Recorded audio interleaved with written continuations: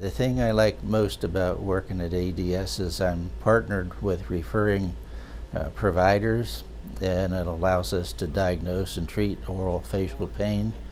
And the referring doctor usually sends a patient to us for, diagnosis, confirmation of their diagnosis, and to make sure that nothing has been overlooked.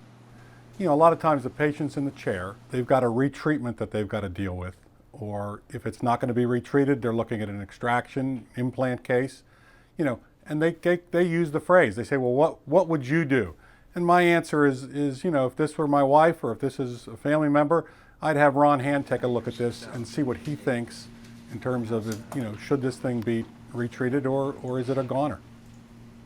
Because we are an extension of the referring provider's practice, it's a reflection on the referring doctor.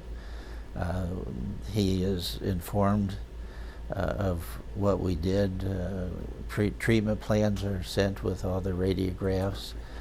What we get back on the report from ADS usually is good enough to go right to insurance in terms of any kind of predetermination for any restorative work that needs to be done. The other thing that's helpful is that we get, if there are nuances with the tooth, treatment especially if it's a case that's a retreat case, things that might be a guarded prognosis, things that may be not as straightforward, that's clearly indicated on the report, and usually that's a nice thing to have. We, as a group, try to provide a level of care that actually enhances the doctor's ability to treat their patients.